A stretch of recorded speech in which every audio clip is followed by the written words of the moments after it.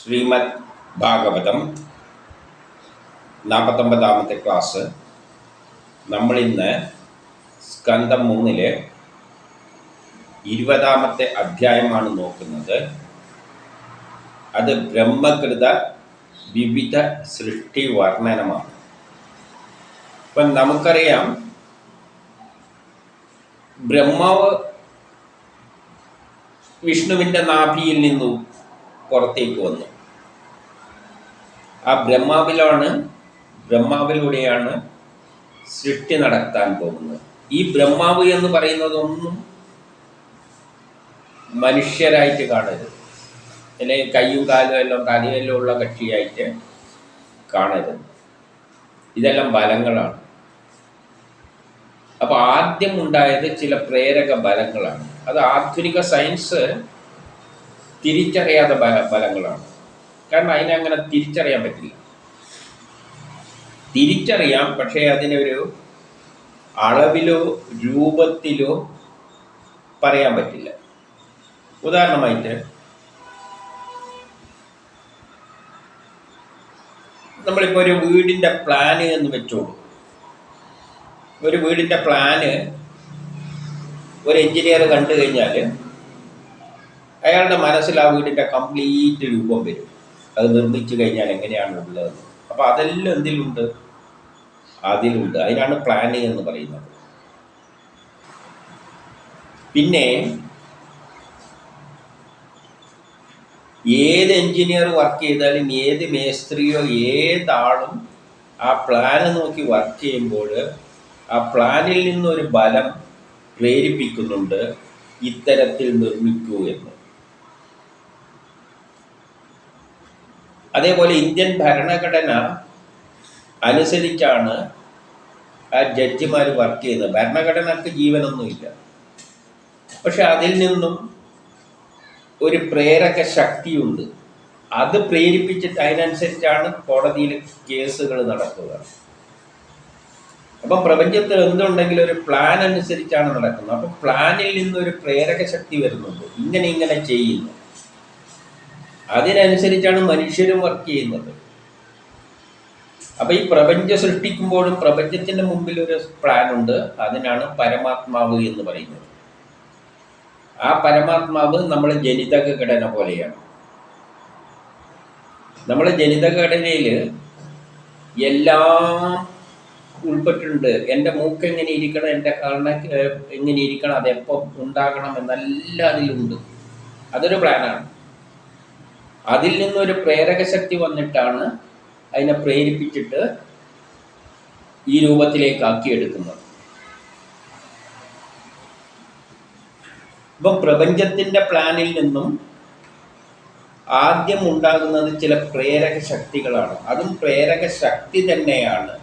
പക്ഷേ അതിൻ്റെ ഒരു പ്രത്യേകത, നമുക്ക് ഇപ്പം പ്ലാനിൽ നിന്ന് വരുന്ന പ്രേരക ശക്തി എങ്ങനെയാണ് വ്യാഖ്യാനിക്കാൻ പറ്റും? നമുക്കറിയാം ആ പ്ലാന് പ്രേരിപ്പിക്കുന്നുണ്ട് ഇതേപോലെ വീട് നിർമ്മിക്കണമെന്ന്. പക്ഷേ അല്ലെങ്കിൽ ഒരു ബഡ്ജറ്റ്, ഇങ്ങനെ ബാക്കിയുള്ള കാര്യങ്ങളെല്ലാം ബഡ്ജറ്റ് അനുസരിച്ച് പോകണം, അല്ലെങ്കിൽ ഭരണഘടന അനുസരിച്ച് കാര്യങ്ങൾ നീങ്ങണം. അതെല്ലാം പ്രേരിപ്പിക്കുന്നുണ്ട്. പക്ഷെ ആ പ്രേരക ശക്തിനെ നമുക്കൊരളവിലോ രൂപത്തിലോ ഒന്നും പറയാൻ പറ്റില്ല. അതുകൊണ്ട് ആധുനിക സയൻസ് അതിനെ കാര്യത്തിൽ എടുക്കുന്നില്ല. പക്ഷെ ആ ഒരു പ്രേരക ശക്തി ഉണ്ടെങ്കിൽ മാത്രമേ ലോകത്തെ മുന്നോട്ടേക്ക് അയക്കും. നമ്മളൊരു വീട് വെക്കണ്ടെങ്കിലും നമ്മൾ അതിൻ്റെ പിന്നാലെ ഇറങ്ങിത്തിരിക്കണം. അത് നമ്മൾ. അതേപോലെ തന്നെ പ്രപഞ്ച സൃഷ്ടിക്ക് പിന്നിൽ ആദ്യം ചില പ്രേരക ശക്തികളാണ് ഉണ്ടായത്. അതിലൊന്നാണ് ബ്രഹ്മാവ് എന്ന് പറയുന്നത്. ഒരു സൃഷ്ടി നടക്കുമ്പോൾ അതിനെ പ്രേരിപ്പിക്കുന്ന ഒരു ശക്തി, പിന്നെ സംരക്ഷിക്കുന്ന ഒരു ശക്തി, നശിപ്പിക്കുന്ന ഒരു ശക്തി. അപ്പോൾ ഒരു 3 ശക്തിയായിട്ട് ആദ്യം തിരിച്ചു. ഇനി സൃഷ്ടി നടക്കുമ്പോഴും ഇത്തരത്തിലുള്ള പല പ്രേരക ശക്തികളാണ് ആദ്യം ഉണ്ടാകുന്നത്. അതിന് രൂപവും ഭാവവും ഒന്നുമില്ല. പക്ഷേ പല കാര്യങ്ങളെയും ഏകോപിപ്പിക്കുന്ന ആ പലതരത്തിലുള്ള പ്രേരക ശക്തികളാണ് ഈ അധ്യായത്തിലൂടെ നമ്മൾ കാണാൻ പോകുന്നത്. ആ പ്രേരക ശക്തികളാണ് ആ പ്ലാനിലുള്ള പരമാത്മാവ് എന്ന പ്ലാനിലുള്ള ജീവജാലങ്ങളെയെല്ലാം സൃഷ്ടിക്കുന്നത്, ചെടികളെയെല്ലാം സൃഷ്ടിക്കുന്നത്, പ്രപഞ്ചത്തെ സൃഷ്ടിക്കുന്നത്. അപ്പം അതിൻ്റെയെല്ലാം പിന്നിലുള്ള പ്രേരക ശക്തികൾ പല രൂപത്തിലാണ് ആക്ട് ചെയ്യുന്നത്. ഇപ്പോൾ ഒരു കൊച്ചു വേണമെങ്കിൽ ഒരു പിതാവും മാതാവും തമ്മിൽ ആദ്യം ഇഷ്ടപ്പെട്ട് യോജിക്കണം. അവരുടെ ജനിതഘടനയിൽ അനുസരിച്ച് ഒരു കൊച്ചിനെയാണ് കിട്ടുന്നത്. അപ്പോൾ ഒരു കൊച്ചിനെ, ഒരു പ്രത്യേക സ്വഭാവമുള്ള കൊച്ചിനെ കിട്ടണമെങ്കിൽ ആ ശക്തിവിശേഷം അതിൻ്റെ യോജിച്ച ഘടനയിലുള്ള വ്യക്തികളെ തമ്മിൽ പ്രേമത്തിലൂടെയോ വിവാഹത്തിലൂടെയോ ബന്ധിപ്പിച്ചിട്ടാണ് ഉണ്ടാകുന്നത്. അതൊന്നും നമ്മളറിയുന്നില്ല. നമുക്കെന്താ അറിയാം? അവളോട് ഇഷ്ടം തോന്നി, അല്ലെ അവളെ ഇഷ്ടപ്പെട്ടു, കല്യാണം കഴിച്ചു, കുട്ടികളുണ്ടായി, ഇത്രയേ നമ്മൾ അറിയുന്നുള്ളൂ. പക്ഷേ നമ്മളിലുണ്ടാകുന്ന ഈ പ്രേമം, ഇഷ്ടം, ദേഷ്യം, ഇതെല്ലാം ചില പ്രേരക ശക്തികളാണ്. ഇതാണ് ഈ സമൂഹത്തെ, ലോകത്തെ മുന്നോട്ടേക്ക് നയിക്കുന്നത്. അത്തരം വിചാരങ്ങളെല്ലാം, അതെല്ലാം പ്രേരക ശക്തികളാണ്. അതാണ് ആദ്യം ഉണ്ടായത്. അങ്ങനെയുണ്ടായ ഒന്നാണ് എല്ലാറ്റിനെയും എതിർക്കുന്ന റിയാക്ഷൻ. ഒരു കർമ്മം ചെയ്യാൻ പോകുമ്പോൾ അതിനെ എതിർക്കുന്ന ഒരു പ്രേരക ശക്തി. അതിനെയാണ് നമ്മൾ കഴിഞ്ഞതിൽ എന്ത് കണ്ടത്? ഹിരണ്യാക്ഷനും ഹിരണ്യകശിപുവല്ലായിട്ട് നമ്മൾ കണ്ടത്. അതുപോലെയുള്ള കുറേ പലതരം പ്രേരക ശക്തികളാണ് ആദ്യം ബ്രഹ്മാവ് സൃഷ്ടിക്കുന്നത്. അങ്ങനെ ആദ്യം ഉണ്ടാക്കിയ കുറേ 10 മാനസപുത്രന്മാരുണ്ട്. അവരിലൂടെയാണ് ഇനി ഓരോ സൃഷ്ടിക്ക് പിന്നിലുള്ള പ്രേരക. ഒരു ഹോസ്പിറ്റലിൽ പല ഡോക്ടർമാരുണ്ട്. ഓർത്തോൻ്റെ ആളുണ്ട്, അലർജീൻ്റെ ആളുണ്ട്. അവരിലൂടെയാണ് ഓരോ രോഗികളെ ട്രീറ്റ് ചെയ്യുന്നത് പോലെ ഈ സൃഷ്ടിക്ക് ഓരോ തരം കർമ്മത്തിനും പിന്നിലും പ്രേരിപ്പിക്കുന്ന ആ ശക്തികളെ അവർ പലതായിട്ട് വിഭജിച്ചിട്ടുണ്ട്. ആ ശക്തികളെ പറ്റിയാണ് ഇവിടെ പറയാൻ പോകുന്നത്. ഇനി നമുക്കതിലേക്ക് കടക്കാം. ഒന്നിലെ ശൗനകൻ പറയുകയാണ്, ബ്രഹ്മപുത്രനായ സ്വയംഭൂ മനു വാസസ്ഥാനമായ ഭൂമി ലഭിച്ചു. അപ്പോൾ ഭൂമി ഉണ്ടായി, മനുവിലൂടെയാണ് സൃഷ്ടി നടത്താൻ പോകുന്നത്. മനു ചോദിച്ച് ഞാൻ എവിടെയാണ് സൃഷ്ടി നടത്തേണ്ടത്, എനിക്കൊരു സ്ഥലമാണ്, ഇതാ ഭൂമിയെ പൊക്കി എടുത്ത് കൊണ്ടുവച്ചു കൊടുത്തിട്ടുണ്ട്. ശേഷം പിൻതലമുറക്കാരുടെ നിർഗമനത്തിനായി എന്തെല്ലാം അദ്ദേഹം ചെയ്തു എന്നാണ്. അതായത് അതിന് ശേഷം പിന്നെ ബാക്കി തലമുറ ഉണ്ടാകാൻ അദ്ദേഹം എന്തെല്ലാം ചെയ്തു എന്ന് ശൗനകൻ ചോദിക്കുകയാണ്. 2:4 പറയുകയാണ്, ധൃതരാഷ്ട്രരുടെ സഹോദരനും കൃഷ്ണഭക്തനും വേദവ്യാസനോളം തന്നെ തുല്യമായവനുമായ വിതുരർ എന്താണ് പിന്നെയും ചോദിച്ചത് എന്ന് ചോദിക്കുകയാണ്. വിതുരർ എന്താണ് മൈത്രേയനോട് ചോദിച്ചത്? അതെല്ലാം വിസ്തരിച്ച് പറയുകയാണ്. എൻ്റെ 5 മുതൽ 6 വരെ ഗംഗാജലം പോലെ നിർമ്മലമായ ആ കഥകൾ കൂടുതൽ വിസ്തരിച്ചു പറഞ്ഞാൽ, ഇപ്പം ഗംഗാജലം പോലെ നിർമ്മലം, അത്രയും ശുദ്ധമായ ഈ കഥകൾ കൂടുതൽ വിസ്തരിച്ച് പറയുക. വിതുരർ എന്തെല്ലാം ഇനി കൂടുതൽ ചോദിച്ചത് അതെല്ലാം. നൈമിഷാരണ്യത്തിൽ വെച്ച് ഇത് ചോദിച്ചപ്പോൾ സൂതൻ പറയുകയാണ്. ശൗനകൻ നൈമിഷാരണ്യത്തിൽ വെച്ച് സൂതനോട് ചോദിച്ചപ്പോഴാണ് സൂതൻ ഇതെല്ലാണ് പറയുന്നത്. അങ്ങനെയാണല്ലോ ഇത് അവതരിപ്പിക്കുന്നത്. ഇനി 8 പറയുകയാണ്, ഹിരണ്യാക്ഷനെ വധിച്ച ശേഷം ഭൂമിയെ ഉദ്ധരിച്ച ശ്രീഹരിയുടെ കഥ കേട്ട് സന്തോഷിച്ച വിതുരർ പിന്നെ മൈത്രേയനോട് ചോദിച്ചു. 9 മുതൽ 10 വരെ, ബ്രഹ്മദേവൻ മരീചാദി പ്രജാപതിമാരെ സൃഷ്ടിച്ചതിൽ പിന്നെ എന്ത് ചെയ്തു? മരീചിനെയെല്ലാം സൃഷ്ടിച്ചല്ലോ. ആദ്യം ഉണ്ടായത് മരീചി. അതെല്ലാം ബലങ്ങളാണ്. ആ ബലങ്ങളിലൂടെയാണ് ഇനി ബലങ്ങളാണ് ഇനി പറയാൻ പോകുന്നത്. ആ മരീചിയും സ്വയംഭൂ മനുവും എന്ത് ചെയ്തു? 11 അവർ ഭാര്യമാരോട് ഒത്തിട്ടാണോ ചെയ്തത്, തനിച്ചാണോ ചെയ്തത്, അതല്ല എല്ലാവരും കൂടി ആയിട്ടാണോ സൃഷ്ടി നടത്തിയത്, എങ്ങനെ ഈ സൃഷ്ടിയെല്ലാം നടത്തിയെന്ന് ചോദിക്കുകയാണ്. അപ്പോൾ 12 മുതൽ മൈത്രേയൻ പറയുകയാണ്, ദുരൂഹമായ പ്ലാനിനാൽ, പ്ലാൻ എന്ന് പറഞ്ഞാൽ പരമാത്മാവ് എന്ന പ്ലാനിനാൽ, അപ്പം പരമാത്മാവിലാണ് പ്രപഞ്ചം എങ്ങനെയെല്ലാം സൃഷ്ടിക്കേണ്ടതുണ്ട്, എപ്പോഴും എങ്ങനെ എന്നുള്ളതെല്ലാം ആ പ്ലാനിലാണുള്ളത്. ആ പ്ലാനിലാണ് പരമാത്മാവ് എന്ന് പറയുന്നത്. അത് കഴിഞ്ഞ പ്രളയത്തിലെല്ലാം വന്ന് നശിച്ചിട്ടുണ്ടാകുന്ന പോലെയാണ്. ഞാൻ മുമ്പേ പറഞ്ഞു, ഒരു ചേനച്ചെടി ഇങ്ങനെ വലുതായി വന്നിട്ട് അവസാനം നശിച്ചിട്ട് ചേനയെ തന്നെ പോകും. അടുത്ത മഴ വരുമ്പോൾ ആദ്യം പൊങ്ങി വരും. അപ്പം അതിൻ്റെ സത്ത് എന്തുണ്ട്, അതിലുണ്ട്. അതുമാതിരി പ്രളയത്തിൽ എല്ലാം നശിച്ചിട്ട് അവസാനം ഉണ്ടാകുന്ന ഒരു പ്ലാൻ മാതിരിയാണ് അവിടെ ഉണ്ടാകുന്നത്. ആ പ്ലാന് തന്നെയാണ് പിന്നെ ആദ്യ സൃഷ്ടി നടത്താൻ പോകുന്നത്. അപ്പം അതൊരു ദുരൂഹമാണ്. അങ്ങനെയൊന്നുണ്ട്, അത് ദുരൂഹമായിട്ട് മനസ്സിലാക്കിക്കൊള്ളുക. പ്രകൃതിയുടെ അധിഷ്ഠാവായ പുരുഷനാലും, അപ്പം പ്രകൃതി പുരുഷൻ എന്നീ 2 ശക്തികളായിട്ടാണ് ആദ്യം തിരിയുന്നത്. ആ പുരുഷനും ആ പ്ലാൻ അനുസരിച്ച് പ്രേരിപ്പിക്കുന്ന ഒരു പുരുഷനും, അതിലൂടെയാണ് ഇനി പ്രകൃതി ഉണ്ടാകേണ്ടത്. അപ്പം പുരുഷനും പ്രകൃതിയായിട്ട് വികാര വിക്ഷോഭത്തിന് കാരണമായ സത്വാദി ഗുണങ്ങൾ, സൃഷ്ടി സ്ഥിതി സംഹാരം എല്ലാം 3 ഗുണങ്ങളുടെ അടിസ്ഥാനത്തിലാണ്. ത്രിഗുണങ്ങൾ, സത്വഗുണം, രജോ ഗുണം, തമോ ഗുണം. അതായത് ന്യൂട്ടന്റെ 3 തത്വപ്രകാരം ഒരു വസ്തുവിന് സ്ഥിതി ചെയ്യാൻ താല്പര്യമുണ്ട്, അതേപോലെ പിന്നെ അതിൽ നിന്ന് മാറ്റണ്ടിക്കൽ ഒരു ബലം പ്രയോഗിക്കണം.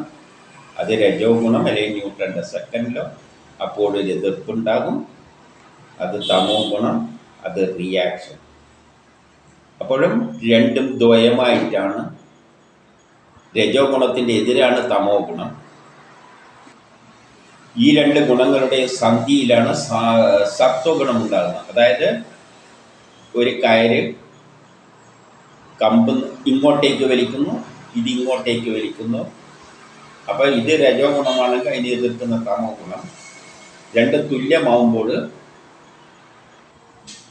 ഒരു കയറിൽ അങ്ങോട്ടും ഇങ്ങോട്ടും വലിക്കുന്ന പോലെ ഇത് രജോ ഗുണമാണെങ്കിൽ തമോ ഗുണം, ആക്ഷൻ റിയാക്ഷൻ. ഇത് 2 കൂടി തുല്യമാകുമ്പോൾ ഒരു പോയിന്റിൽ അത് അങ്ങനെ അനങ്ങാതെ നിൽക്കും. അപ്പോൾ സത്വഗുണം. അപ്പോൾ സത്വഗുണം ഉണ്ടാകുന്നത് രജോ ഗുണവും തമോ ഗുണവും തമ്മിൽ ചേരുമ്പോഴാണ് സ്റ്റഡിയായ അവസ്ഥ. അപ്പോൾ സത്വഗുണങ്ങളാലും കാലശക്തിയാലും. അപ്പോൾ ഈ പ്ലാന് കാലത്തിനനുസരിച്ചാണ് പ്ലാൻ ചെയ്ത് വെച്ചത്. ഓരോ കാലത്തിലാണ് ഓരോന്നും സംഭവിക്കുന്നത്. അങ്ങനെയാണ് മഹത്തത്വങ്ങൾ ആദ്യം ഉണ്ടായത്. മഹത്തത്വങ്ങൾ എന്നാൽ വേദങ്ങളിലുള്ള എല്ലാ ശാസ്ത്രതത്വങ്ങളും, ഭൗതികോ അതിഭൗതികോ ആത്മീയമോ എല്ലാം ഇതിൽ തന്നെ പെടും. അതായത് ചുരുക്കത്തിൽ വേദത്തിലുള്ള അടിസ്ഥാന തത്വങ്ങൾ എന്ന് പറയും. ഇത് 13 പറയാണ്, ആ മഹാതത്വത്തിൽ നിന്നും രജോ തമോ ഗുണങ്ങൾ ഉണ്ടാകും. രജോ ഗുണത്താൽ ത്രിഗുണത്തിന് വിധേയമായ അഹങ്കാരത്തിൽ നിന്ന്. അപ്പൊ ഈ രജോ ഗുണത്തിൽ കർമ്മം ചെയ്യണമെന്ന് തോന്നുമ്പോൾ അവനിൽ എന്തുണ്ടാകും? ഒരഹങ്കാരം, ഞാനെന്ന ഭാവം ഉണ്ടാകും. ഒരു സൃഷ്ടി നടക്കണ്ടെങ്കിൽ ആദ്യം എന്ത് വേണം? സൃഷ്ടി നടക്കുന്ന ശക്തിക്ക് ഞാൻ എന്ന ഒരു ചിന്താഗതി ഉണ്ടാകും. എങ്കിലേ സൃഷ്ടി നടക്കും. ബ്രഹ്മാവിന് ഞാനുണ്ട്, ഞാൻ എന്ന തോന്നലുണ്ടാകുമ്പോഴാണ് എനിക്ക് സൃഷ്ടി നടത്തണം തോന്നുന്നത്. അപ്പോൾ ഒരു അഹങ്കാരം ഉണ്ടാകുന്നുണ്ട്. ആകാശാദികളെ 5ആയിട്ട് വിഭജിച്ചു. 5 തരത്തിലാണ് ആദ്യ വിഭജനം നടന്നത്. അത് പഞ്ചഭൂതങ്ങളെ സൃഷ്ടിക്കാനുള്ള പ്രേരക ശക്തികളായിട്ട് കണ്ടാൽ മതി. പഞ്ചഭൂതങ്ങളിലൂടെയാണ് പ്രപഞ്ചം ഉണ്ടാകുന്നത്. അപ്പോൾ ഒരു പഞ്ചഭൂതങ്ങളെ സൃഷ്ടിക്കുന്നതിൻ്റെ പിന്നിലുള്ള ശക്തിയായിട്ട് 5ആയിട്ട് തിരിയുന്നതിനെ കണ്ടാൽ മതി. ഇത് 14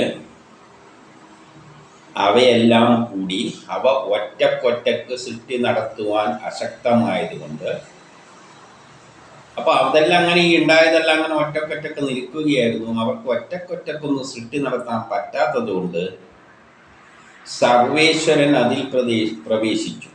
അപ്പോൾ പരമേശ്വരൻ തന്നെ ആ പ്ലാനിൽ പ്രവേശിച്ചിട്ട് ഭൂതവികാരമാകുന്ന അണ്ഡത്തെ സൃഷ്ടിച്ചു. അപ്പോഴൊരു അണ്ഡം മാതിരിയുള്ള അവസ്ഥയിലേക്ക് ആദ്യം ഈ പ്ലാനുകളെല്ലാം, നേരത്തെ ഉണ്ടായിരുന്ന പ്ലാൻ എന്ന് പറഞ്ഞാൽ പരമാത്മാവ് എന്ന് പറഞ്ഞ് ചുമ്മാ അങ്ങനെ നിൽക്കുകയായിരുന്നു. നമ്മളൊരു വീടിൻ്റെ പ്ലാൻ ഉണ്ടാക്കി വെച്ചാൽ അതങ്ങനെ മേശപ്പുറത്ത് കിടക്കും. പക്ഷേ അത് പ്രായോഗികമാണെന്നുണ്ടെങ്കിൽ ഏതെങ്കിലും ഒരാൾ അതിന് നേതൃത്വം ഏറ്റെടുക്കണം. വീട്ടിലൊരു പ്ലാൻ ഉണ്ടെങ്കിൽ, ഒരു വീട് നിർമ്മിക്കേണ്ട പ്ലാൻ ഉണ്ടായ ആ പ്ലാൻ അവിടെ മേശപ്പുറത്ത് വെച്ചാൽ കിടക്കുകയുള്ളൂ. ആരെങ്കിലും അതിനെ നേതൃത്വം ഏറ്റെടുക്കണം, എങ്കിലേ അതിനൊരു ആക്റ്റീവായിട്ട് മാറുകയുള്ളൂ. ഇവിടെ നാരായണൻ ആ പ്ലാനിൽ കയറിയപ്പോൾ അത് ആക്റ്റീവായി, അതൊരു അണ്ഡമായിട്ട് അവിടെ നിന്നാണ് ഇതിൻ്റെ സൃഷ്ടി തുടങ്ങാൻ പോകുന്നത്. അപ്പോൾ ആ അണ്ഡത്തിൻ്റെ പ്രതീതിയായിട്ട് ചിത്രീകരിച്ചു എന്ന് കണ്ടാൽ മതി. അണ്ഡത്തിൻ്റെ പ്രതീതിയിൽ അത് വന്നു. ഒരു അണ്ഡം ഉണ്ടായിക്കഴിഞ്ഞാൽ ഉടനെ അത് വിരിയില്ലല്ലോ. കുറച്ചു കാലം നമ്മളെ മുട്ട തന്നെയാണെങ്കിൽ അതിനൊരു ദിവസം ഉണ്ടല്ലോ, അത്ര ദിവസം കഴിഞ്ഞാലേ മുട്ടയെ വിരിയുള്ളൂ. അതുപോലെ ഇതും 15 പറയുന്നു 1000 വർഷത്തോളം അങ്ങനെ അങ്ങ് കിടന്നു. എവിടെ കിടന്നു? 16 പറയുന്ന, അപ്പോൾ അതിൻ്റെ അകത്തുള്ള അടിത്തറയായ ശ്രീനാരായണൻ്റെ,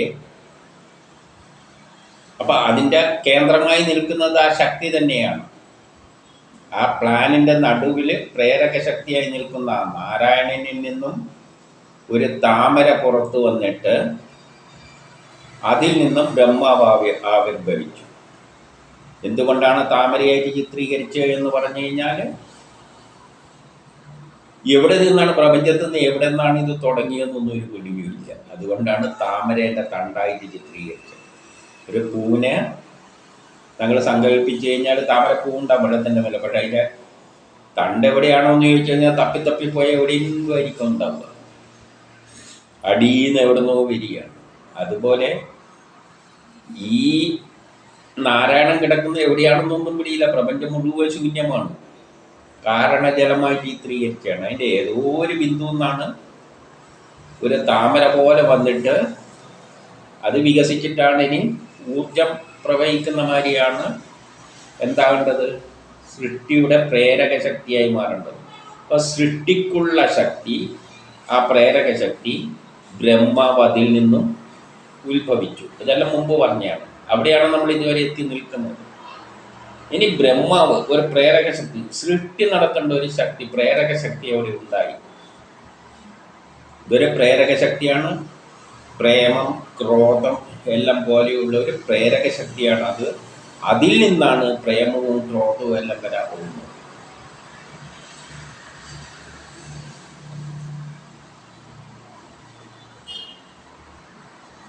അതിൻ്റെ 17 പറയുന്നു, പിന്നെ പൂർവകൽപ്പത്തിൽ ചെയ്തതുപോലെ സൃഷ്ടിക്രമം ആരംഭിക്കുന്നു. പിന്നെ ബ്രഹ്മാവ്, അപ്പം ബ്രഹ്മാവിനെ സൃഷ്ടിക്കുള്ള ഒരു പ്രേരക ശക്തി വരുന്നു. പൂർവകൽപ്പത്തിലെല്ലാം സംഭവിച്ച മാതിരി ഇത് റിപ്പീറ്റ് ചെയ്യാൻ പോവുകയാണ്. ഞാൻ നേരത്തെ പറഞ്ഞ മാതിരി ചേനയിൽ അകത്തുണ്ടാവും, അതിങ്ങനെ വരും, ചേന ചെടിയായിട്ട് മാറും, പിന്നെ ഉണങ്ങും, അതിനകത്ത് എണ്ണ പോകും, പിന്നെ ആദ്യം വരും. അതുമാതിരി പണ്ടത്തെ പോലെ തന്നെ ഇത് ആദ്യ സൃഷ്ടിക്രമം ആരംഭിക്കുകയാണ്. എൻ്റെ 18 ആത്മബോധമില്ലായ്മ, ദേഹാദികളിൽ അഹങ്കാര ബുദ്ധി, ഭോഗേച്ഛ,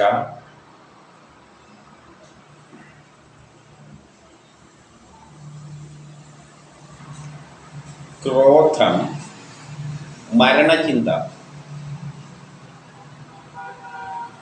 എന്നിവയെ ആദ്യം സൃഷ്ടിച്ച വികാരങ്ങളാണ്. എന്തെല്ലാം?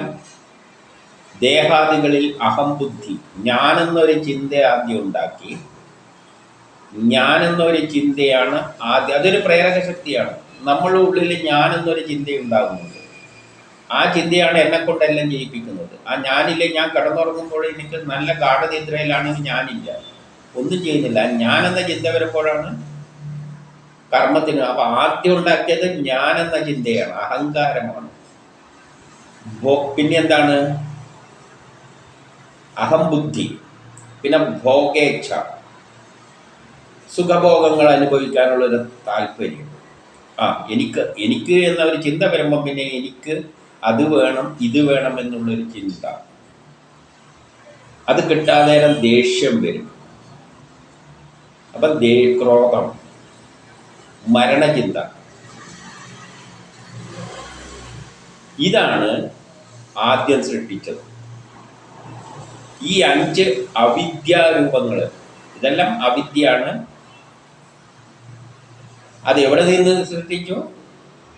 ബ്രഹ്മാവിൻ്റെ നിഴലിൽ നിന്ന് സൃഷ്ടിച്ചു.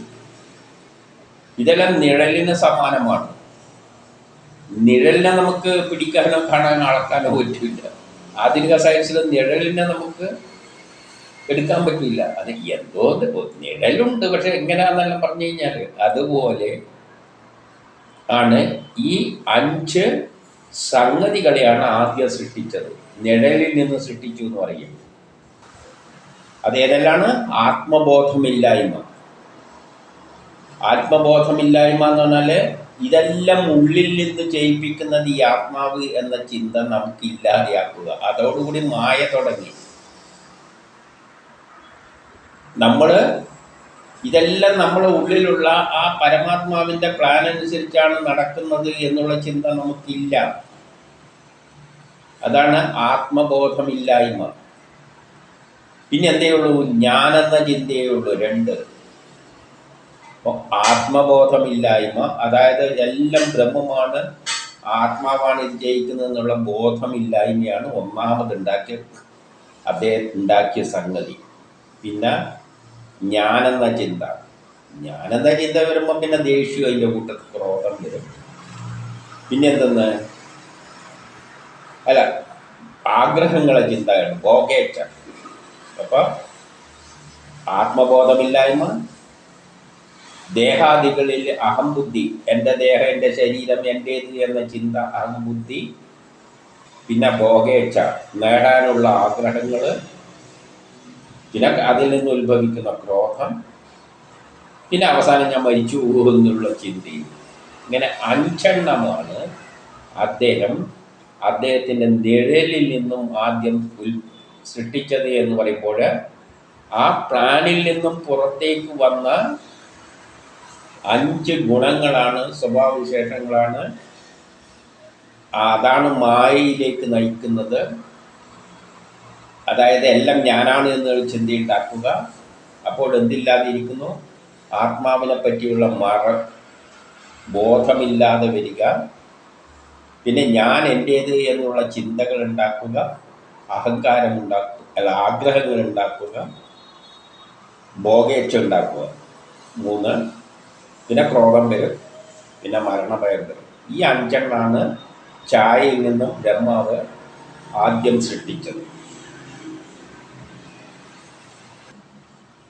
അപ്പോൾ ബ്രഹ്മാവിൻ്റെ ഛായയിൽ നിന്നാണ് ഇത് 19 പറയുകയാണ്. ബ്രഹ്മാവിൻ്റെ ഛായയിൽ നിന്നാണ് ഇതുണ്ടായതെങ്കിൽ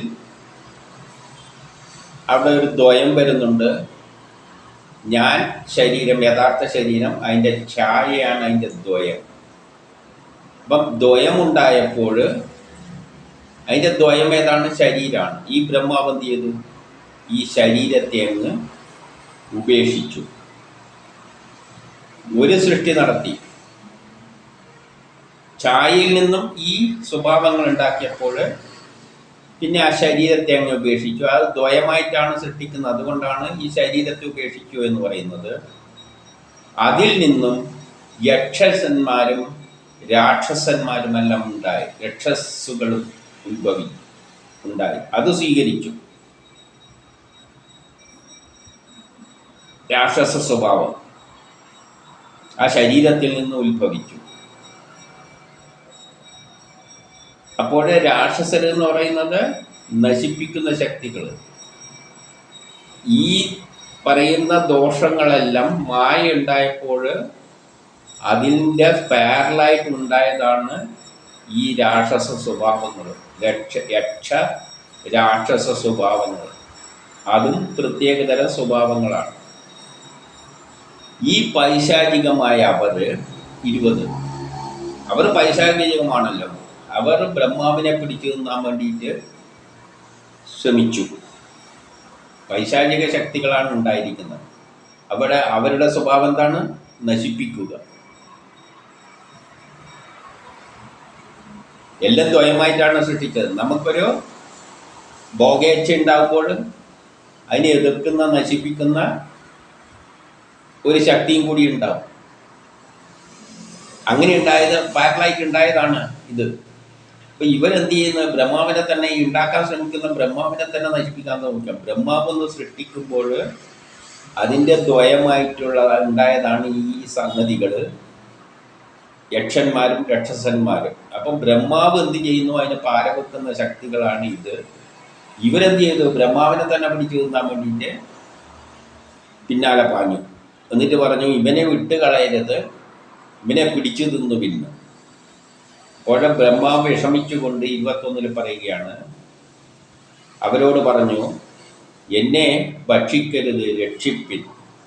കാരണം യക്ഷന്മാരും രക്ഷന്മാരുമായ നിങ്ങൾ എൻ്റെ മക്കളായി ജനിച്ചവരാണല്ലോ.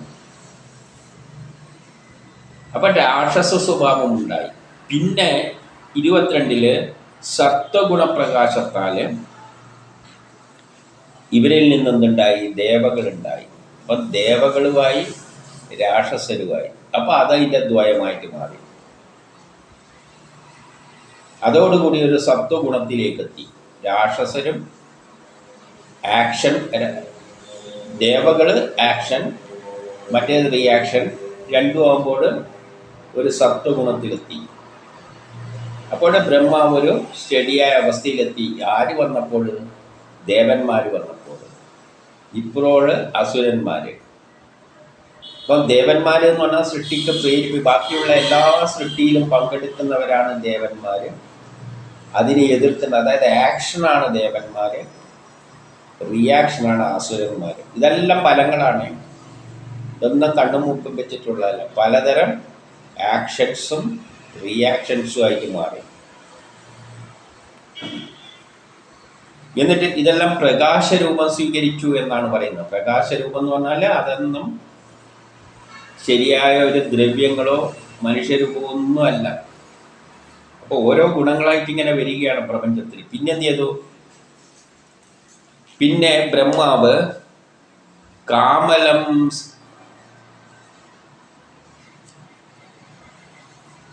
കാമലംബടന്മാരായ അസുരന്മാരെ സൃഷ്ടിച്ചു.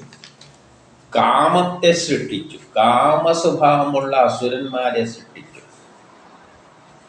അതായത് പിന്നെ ഉണ്ടായത് കാമം എന്ന വികാരമാണ്. ഞാൻ നേരത്തെ പറഞ്ഞു, പ്രേമം, കാമം, ക്രോധം ഇതെല്ലാം ഉണ്ടാകുന്നത്.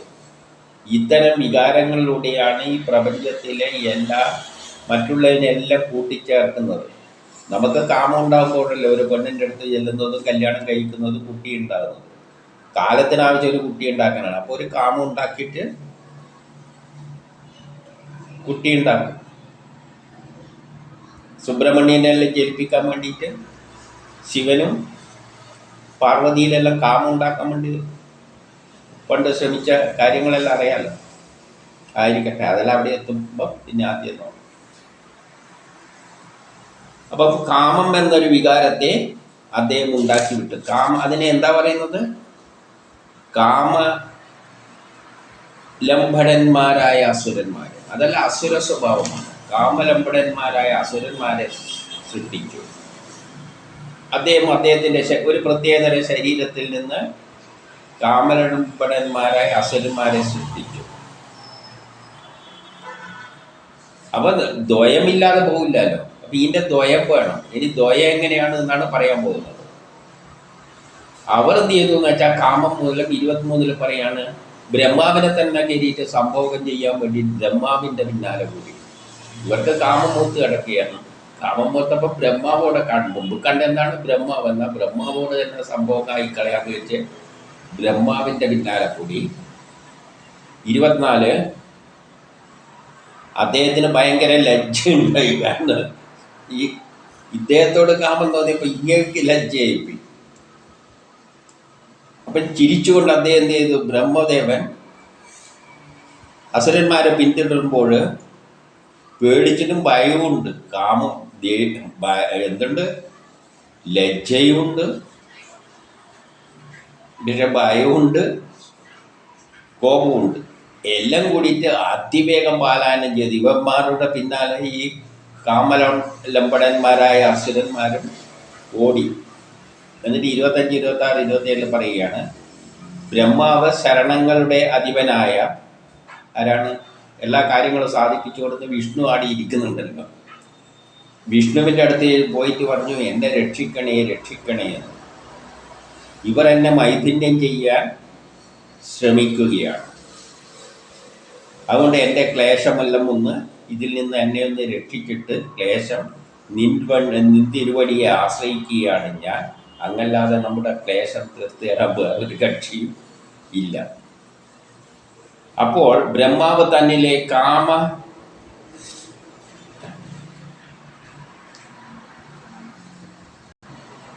കാമകസ്മലമായ സ്വശരീരത്തെ ഉപേക്ഷിക്കുവാൻ ആര് പറഞ്ഞു,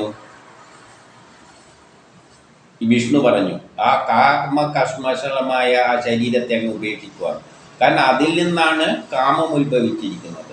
അപ്പം കാമം അസുരന്മാരായി തീർന്നപ്പോൾ അതിൻ്റെ ദ്വയം ആ ശരീരമാണ്. ആ ശരീരം ഉപേക്ഷിക്കാൻ പറഞ്ഞു.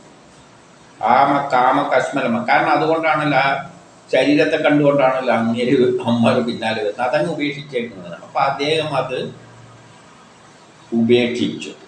അപ്പോൾ അതെന്തായിത്തീരുന്നു എന്ന് പറഞ്ഞാൽ,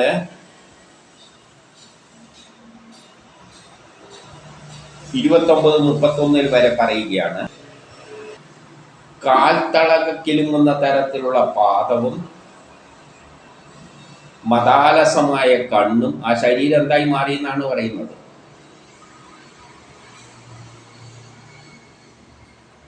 പിന്നെ അരഞ്ഞാണും മഞ്ഞപ്പട്ടും ആൽ മറക്കപ്പെട്ട അരക്കെട്ടും ഒന്ന് മറ്റൊന്നിനോട് തർക്കിക്കുന്ന തരത്തിലുള്ള സ്ഥലങ്ങളും ഒന്ന് മറ്റൊന്നോട് ഇടിക്കുന്ന തരത്തിലുള്ള സ്ഥലങ്ങളും അഴകാർന്ന നാസികയും ചന്തമുള്ള പല്ലുകളും മന്ദസ്തോടത്തെയുള്ള നോട്ടവും കറുത്ത കാർക്കൂന്തലും ആയി ആ സന്ധ്യ എന്ന ആ സന്ധ്യ പുറത്തേക്ക് വന്നു. ഒരു സ്ത്രീ രൂപത്തിൽ, ഒരു സുന്ദരിയായ സ്ത്രീയുടെ രൂപത്തിലാണ് സന്ധ്യയെ സൃഷ്ടിച്ചിരിക്കുന്നത്. അതായത് പുരുഷനെ പ്രേരിപ്പിക്കുന്ന ഒരു കാമശക്തി അത് രാക്ഷസനായിട്ട് ഭവിപ്പിച്ചപ്പോൾ അതിൻ്റെ ഇപ്പുറത്തെ ശരീരത്തിൻ്റെ ഒരു സ്ത്രീ രൂപമായ അതിൻ്റെ ദ്വയം, അതാണ് സന്ധ്യാദേവി എന്ന നിലയിൽ ഇവിടെ പറഞ്ഞിരിക്കുന്നത്, ഒരു സ്ത്രീയായിട്ട് സൃഷ്ടിച്ചു.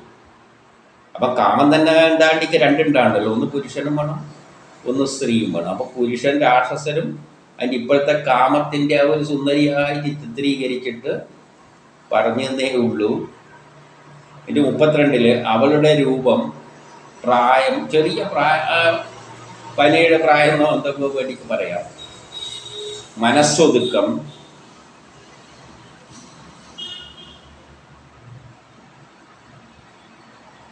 കാമിക്കുന്ന നമ്മുടെ ഇടയിൽ. അപ്പം ഈ അസുരന്മാരുടെ ഇടയിൽ കാമം ജനിപ്പിച്ചിരിക്കുകയാണ് അവൾ. പക്ഷേ കാമമില്ലാത്തവളെ പോലെയാണ് അവൾ നിൽക്കുന്നത്.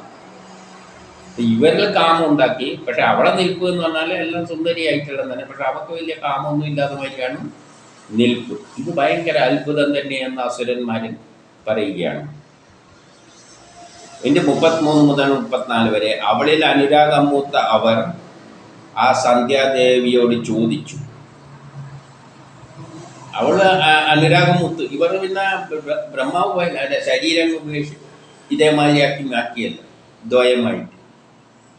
അപ്പോൾ ദേവിയോട് ചോദിച്ചു, നീ ആരാണ്, ആരുടെ മകളാണ്, ഇവിടെ എന്ത് കാര്യം?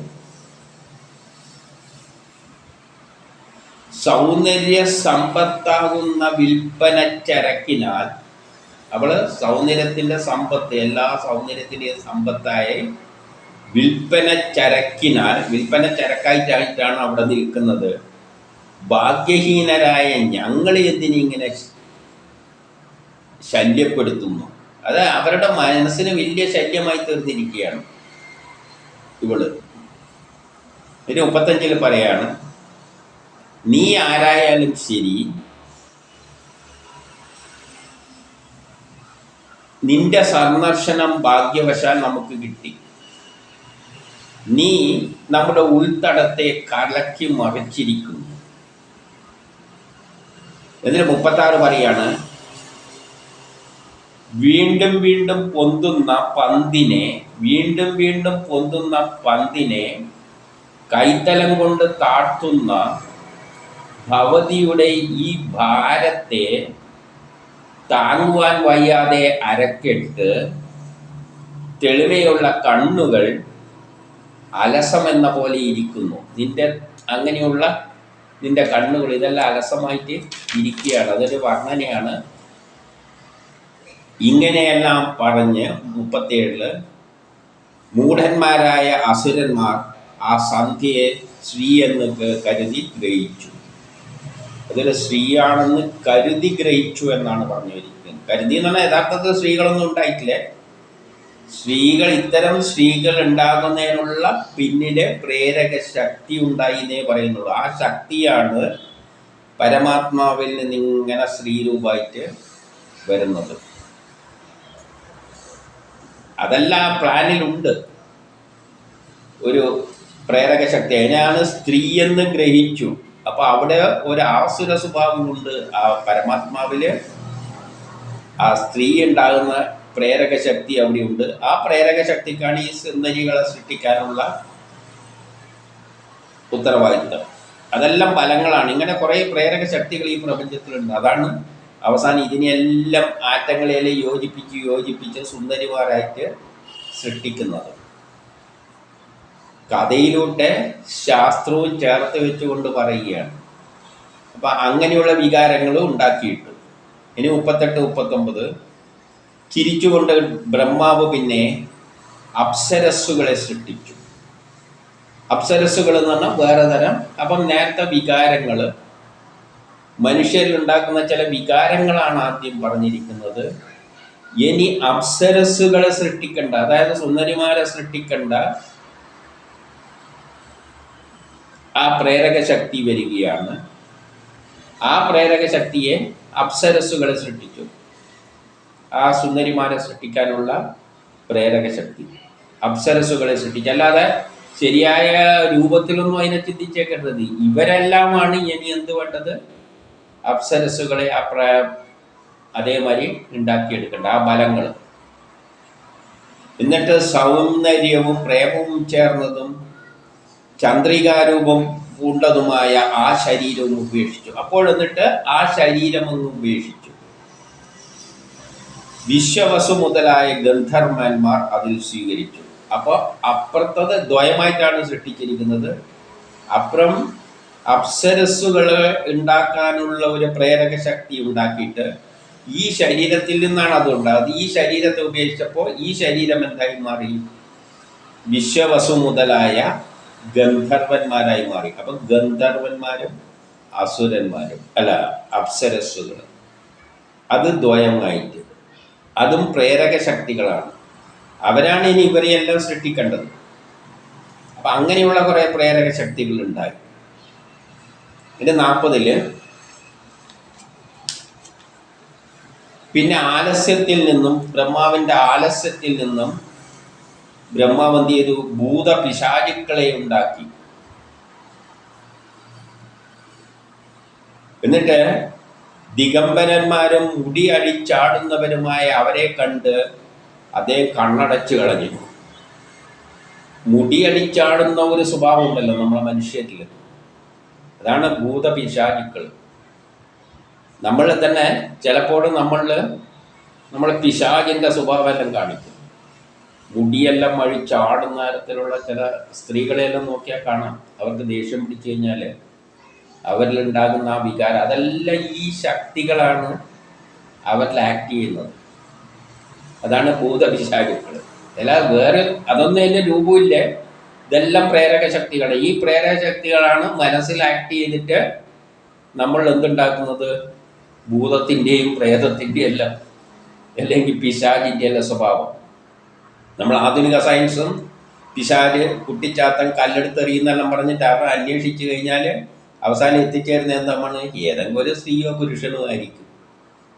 ഇതെല്ലാം അവരെ ഉപബോധ മനസ്സിൽ അവർ ചെയ്തു കൂട്ടുന്നതാണ്. ഈ ഉപബോധ മനസ്സിൽ ചെയ്തു കൂട്ടുന്ന ശക്തികളാണ് രോഗങ്ങൾ ഉണ്ടാക്കുന്ന. ഇത് തന്നെയാണ് ഈ ശക്തികൾ.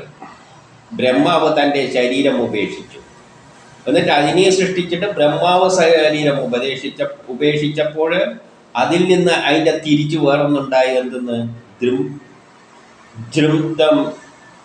ദന്തം, അതായത് കോട്ടുവായ പോലെയുള്ള അസുഖം. പിന്നെ ശരീരത്തിൽ നിന്നും എന്ത് വന്നു, പിച്ചും പേയും പറയുന്ന ഉന്മാദമുണ്ടായി.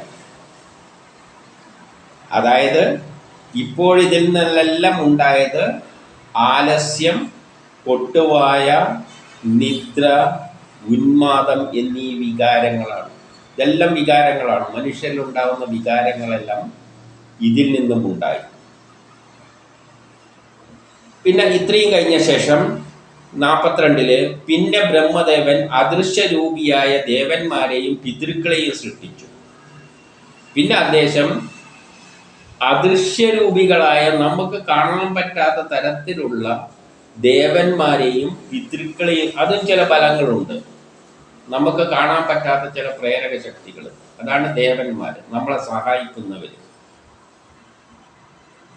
ഇന്ദ്രനെല്ലാം നമ്മളെ സഹായിക്കുന്നുണ്ടല്ലോ. ഭക്ഷണം പാചകം ചെയ്യുമ്പോൾ അതിൻ്റെ അകത്ത് വന്നിട്ട് ഇന്ദ്രനാണ് അതിൻ്റെ അകത്തുള്ള ആറ്റങ്ങളെയെല്ലാം പൊട്ടിച്ചിട്ട് യോജിപ്പിക്കുന്ന. അങ്ങനെ അദൃശ്യമായ കുറേ ദേവതകളുണ്ട്.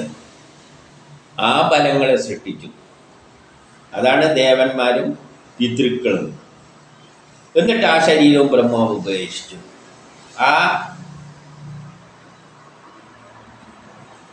അവർ എന്ത് ചെയ്തു, ബ്രഹ്മാവ് ആ ശരീരം ഉപേക്ഷിച്ചപ്പോൾ അവരും ആ ശരീരമെല്ലാം ഒന്ന് സ്വീകരിച്ചു.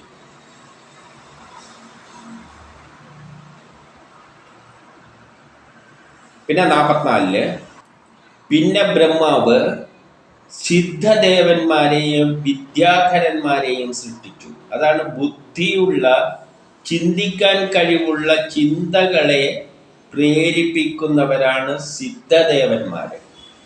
മറ്റുള്ള ദേവന്മാർ അങ്ങനത്തെ, നേരത്തെ പറഞ്ഞ ദേവന്മാർ അങ്ങനത്തെ അല്ല. ഉദാഹരണമായിട്ട് നമ്മൾ ചോറുണ്ടാക്കുമ്പോൾ അതിൻ്റെ അകത്ത് വന്നിട്ട് നമ്മളെ ഭക്ഷണങ്ങളെല്ലാം യോജിപ്പിക്കുന്ന ഇന്ദ്രനെ പോലെയുള്ള ദേവതകളെല്ലാണ് അത്. സിദ്ധദേവന്മാർ എന്ന് പറയുമ്പോൾ അവർക്ക് ബുദ്ധിപരമായിട്ട് ഉയർന്ന നിലയിൽ ചിന്തിക്കാനും പുതിയ കണ്ടുപിടുത്തങ്ങളെല്ലാം നടത്താൻ പ്രേരിപ്പിക്കുന്ന സിദ്ധിയുള്ള ചില പ്രേരക ശക്തികളുണ്ട്. ആ പ്രേരക ശക്തികളാണ് ചില മനുഷ്യരിൽ ബുദ്ധി ഉണ്ടാക്കിയിട്ട് ചിലതെല്ലാം കണ്ടെത്താൻ സഹായിക്കുന്നത്. ശാസ്ത്രജ്ഞന്മാരിലെല്ലാം ഇതാണ് ആക്ട് ചെയ്യുന്നത്, കവികളിലെല്ലാം ഇതാണ് ആക്ട് ചെയ്യുന്നത്. അതുകൊണ്ട് അത്തരത്തിലുള്ള സിദ്ധദേവന്മാരെയും വിദ്യാധരന്മാരെയും സൃഷ്ടിച്ചു. അവർക്കായിട്ട് അദ്ദേഹം തൻ്റെ ശരീരം വിട്ടുകൊടുത്തു. അപ്പോൾ അതിനും അദ്ദേഹത്തിൻ്റെ ഓരോ ശരീരം വെച്ചിട്ട് അദ്ദേഹം ദ്വയമായിട്ട് ഓരോന്നും സൃഷ്ടിച്ചു വിടുകയാണ്. പിന്നെ 45-46 ബ്രഹ്മാവ് തൻ്റെ പ്രതിബിംബത്തിൽ നിന്നും, അതായത് കണ്ണാടിയിൽ നോക്കിയിട്ട് പ്രതിബിംബത്തിൽ നിന്നും കിന്നരന്മാരെയും കിം പുരുഷന്മാരെയും സൃഷ്ടിച്ചു. അവർ ആ പ്രതിബിംബത്തെ സ്വീകരിച്ചു. കിന്നരന്മാരെ, യക്ഷന്മാരെ, കിന്നരന്മാരെ, ഇതിനെല്ലാം ഇനി നാളെ എന്താണ് ഉണ്ടാകാൻ പോകുന്നതെന്നെല്ലാം പിന്നീട് പറയും. അപ്പം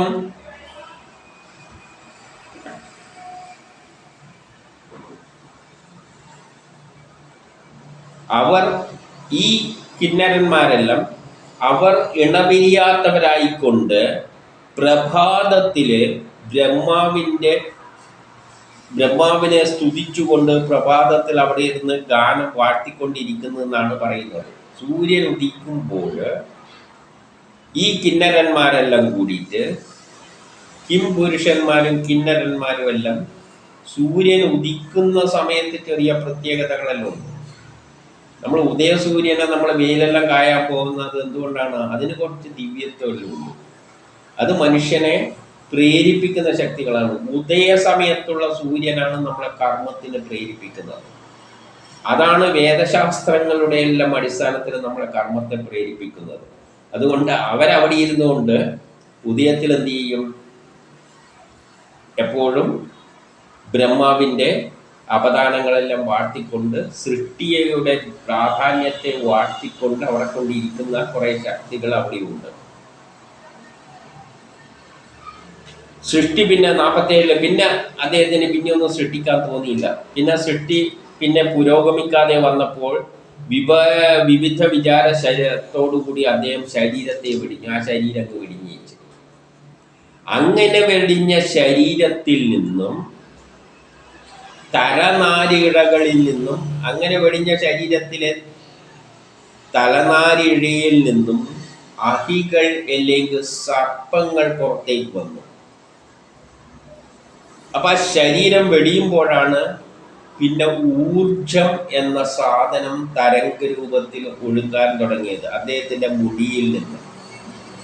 അപ്പൊ ഇതുവരെയുള്ള ബലങ്ങൾ മുഴുവൻ ആധുനിക സയൻസ് എടുക്കാത്ത ബലങ്ങളാണ്. പ്രേമം, കാമം, ഇങ്ങനത്തെ എല്ലാം വികാരങ്ങളാണ് ആദ്യം ഉണ്ടായത്. പിന്നെ ഈ ശരീരം വെടിഞ്ഞപ്പോഴാണ് ആധുനിക സയൻസിലുള്ള ഊർജം എന്ന എനർജി തരംഗ രൂപത്തിൽ, അതിനാണ് പാമ്പായിട്ട് ചിത്രീകരിച്ചത്. അത് വളരെ വേഗത്തിൽ സഞ്ചരിക്കുന്നതും തരംഗങ്ങൾ നശിപ്പിക്കാനുള്ള കഴിവല്ലുള്ളതാണ്. കോപസ്വഭാവത്തോടും പത്തി വിറച്ച് സർപ്പത്തിൻ്റെ തടി പോലെ പോകുന്നവരുമാണെന്ന് പറയുകയാണ്. അതാണ് ആധുനിക സയൻസ് എടുക്കുന്ന എനർജി. നമ്മളെല്ലാം എനർജി എന്ന് പറയുമ്പോൾ തരംഗ രൂപത്തിലുള്ള എനർജി ഇല്ല. ആദ്യം തരംഗ രൂപത്തിൽ അത് ഈ ശരീരം ഉപേക്ഷിച്ചപ്പോഴാണ് വന്നത്. അതിനു മുമ്പിൽ ആധുനിക സയൻസ് എടുക്കാത്ത കാമം, ക്രോധം, ഇങ്ങനെ കുറേ വികാരങ്ങളുണ്ട്.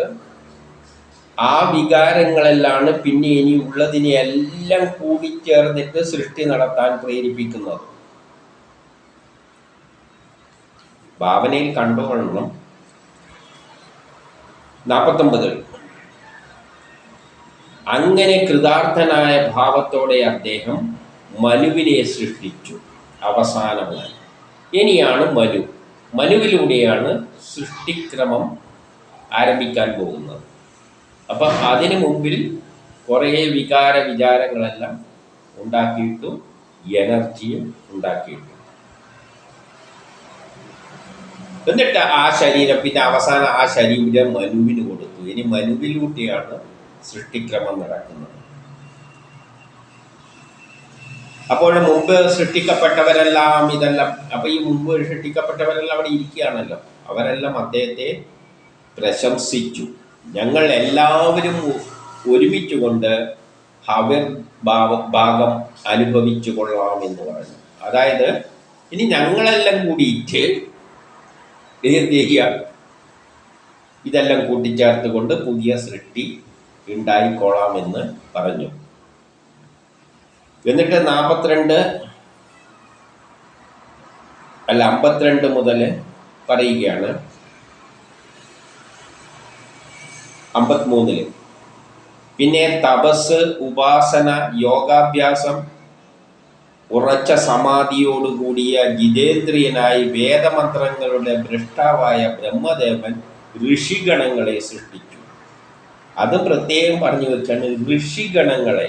അപ്പൊ ഋഷിഗണങ്ങൾ എന്ന് പറയുമ്പോൾ അവരെ പ്രത്യേക ഒരു സ്ഥാനം കൊടുത്തിട്ടുണ്ട്. ഋഷികള് ഇതെല്ലാം കണ്ടെത്താൻ കഴിവുള്ളവരും അവരിലെല്ലാം തപസ് ചെയ്തിട്ട് അതിനായി മനസ്സ് നീക്കി വെച്ചിട്ട് വേദങ്ങളെല്ലാം എഴുതാവുന്നവരാണല്ലോ ഈ ഋഷികൾ. അവര് ചിലവര് ബ്രഹ്മസാക്ഷാത്കാരം നേടിയവരാണ്. അപ്പൊ അതിനുള്ള യോഗ്യതകളാണ് എന്ത്? തപസ്, ഉപാസന, യോഗാഭ്യാസം, സമാധി എന്നിവയെല്ലാം കൂടിയിട്ടുള്ള ഋഷിഗണങ്ങളെയും അവര് തന്നെയാണ് സൃഷ്ടിച്ചത്. അപ്പൊ ഋഷികളിലൂടെയാണ് വേദങ്ങളെല്ലാം നമുക്ക് വരുന്നത്. അതിന് ഋഷികളെ സൃഷ്ടിക്കാനുള്ള പ്രേരക ശക്തികളാണ്, അല്ലാതെ ഈ ഋഷികളല്ല. ഒന്ന് മനസ്സിലാക്കേണ്ടത്, ഇതെല്ലാം മനു അടക്കം പ്രേരക ശക്തികളാണ്. മനു എന്ന് പറഞ്ഞാൽ സൃഷ്ടി മുഴുവൻ നടത്തുന്നത്. പക്ഷേ വേദരഹസ്യങ്ങളെല്ലാം മനസ്സിലാക്കി പ്രചരിപ്പിക്കുന്ന തരത്തിലുള്ള ഋഷികളെ സൃഷ്ടിക്കാനുള്ള പ്രേരക ശക്തികളായിട്ട് ഈ ഋഷികളെ കാണുന്നു. അവരെന്തെല്ലാം സ്വഭാവത്തിലുണ്ട്? ചിലവരവർ ബ്രഹ്മസാക്ഷാത്കാരം നേടും. അതുകൊണ്ട് അവർക്ക് ശരീരത്തിൻ്റെ ഏതെല്ലാം ആണ് കൊടുത്തതെന്ന് വെച്ചാൽ സമാധി, യോഗമുദ്ര, ഐശ്വര്യം, പ്രബോധനം, തപസ്, ഉപാസന, വൈരാഗ്യം ഇവയെല്ലാം എന്നീ അംശങ്ങൾ പ്രത്യേകമായിട്ട് അവർക്കെല്ലാം നൽകി.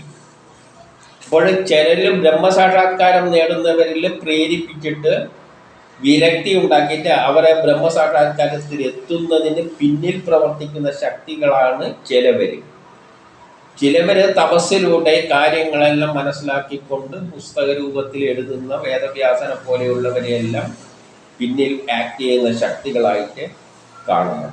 ഇങ്ങനെ ഈ പ്രപഞ്ചം സൃഷ്ടിക്കുന്നതിന് പിന്നിൽ എന്തെല്ലാം തരം പ്രേരക ശക്തികളുണ്ടോ, ആ പരമാത്മാവ് എന്ന പ്ലാനിലുണ്ടോ, ആ പ്ലാനിനെയെല്ലാം ആ പ്രേരക ശക്തികളെയെല്ലാമാണ് ഇവിടെ പലതായിട്ട് വിവരിച്ചു തന്നത്. ഇനി ഈ പ്രേരക ശക്തികളാണ് എന്നിട്ടും ഉണ്ടായിട്ടുണ്ട്, പാമ്പെന്ന നിലയിൽ ഊർജം ഉണ്ടായിട്ടുണ്ട് എന്ന് പറയുന്നത്.